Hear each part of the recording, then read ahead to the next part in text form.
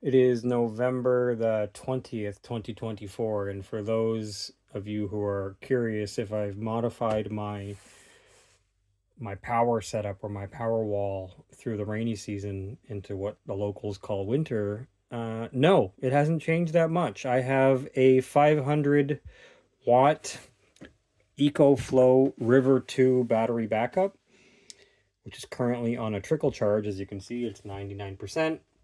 That gives me roughly 4 hours or 5 hours of use, aggressive use. Like I'm talking, there's four of us, right? So showering or whatever. And if I leave it on, it's got a lot of really cool features where you can customize it, like to cut it off at 30%. It turns it off. You can do pre-programmed settings to like have it turn on at a certain time. Sometimes I like to charge it at full 650 or 620 watts in sometimes input. Sometimes I don't. So I like that it's got a bunch of customizable features that you can use in the downloadable app. So my only regret about the EcoFlow 2 is that I didn't get the more capacity one that was 700 watts, or they have a 2000 watt one that's more for an industrial use for or larger commercial use. But I would grab, if I was to do it all again, I would get a larger one. But I didn't know the EcoFlow at all. You know, we've named it Bob. I didn't know anything about it back then. I've been using it for a while. I mean, it's like the reviews don't lie. It's actually been a really handy thing. I can't imagine the rainy season without the Bob. So in total, I have about 4 kilowatts available power here. And if you include my 3000 watt generator, obviously that's another 3 kilowatts at fuel consumption for the variable on how long that could last. I don't like running my generator, the gas generator, if I don't have to. I'd like to live in a world where that is not necessary. And during the summer here in Portugal, because we have 300 days of sunshine, it's not necessary to run the generator unless we are using a high amperage item like our laundry machine. You can theoretically run a laundry machine off of the fully charged Bob, but what winds up happening with our particular washing machine is it starts to draw a lot of amps during the spin cycle aggressively, right? Because it's throwing the laundry left and right. We found if you could put a light load in, it can wash through the light load. But 500, again, 500 watts is a lot, but it's not enough for those high amperage items. They do have amp settings on them that trip out, I think, at 15. Each one of these is 15 or 16 amps. A lot of little gadgets and dongles, great for your off grid use.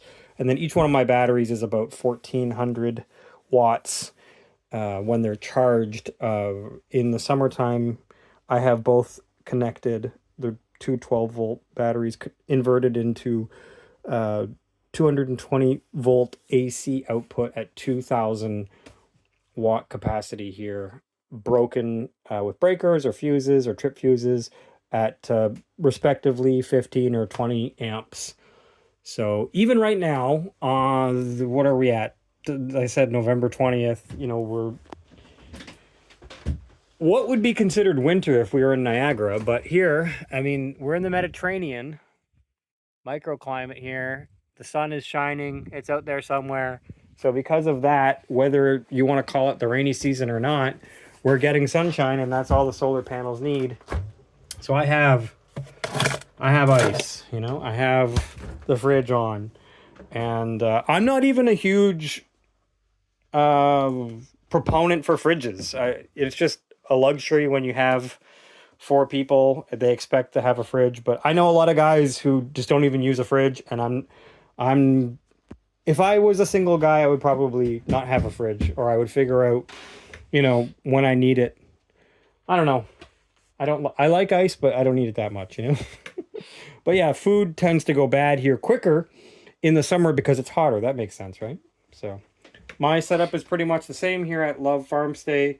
I'm running the combination of things that I'll mention and link to below for power.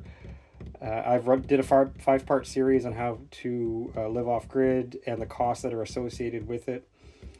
And my honest opinion is that if you're interested in this, type of lifestyle or living off grid, get a piece of paper or a notepad and just start writing down your electricity needs as they stand. Try to do it in watts, and then you'll get an idea of what you're using currently, and then you shop around for ways to match that, and then have a backup for that plan if it fails, and then go one step further and have a backup for the backup. And if you can do all that, you're not relying on the sun shining all the time, you're not relying on gas, so you have a good mix. If you're in a windy area, I'd recommend getting a wind turbine.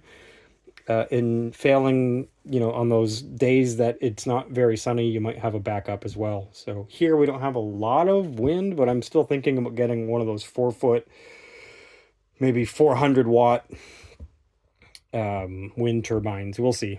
It's about, my rough estimates right now are about 1,500 euros. So something I'm thinking about. But again, here we are in the rainy season, or November, and I haven't had any major issues yet. Nothing to report.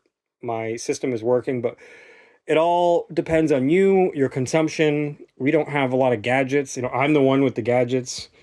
Our kids don't play video games all evening. We don't have an air conditioning. So these are all things that you have to factor in when you're saying, how much do I use? My high amperage items are my washing machine and the fridge behind me, So take care, everybody. Bye-bye.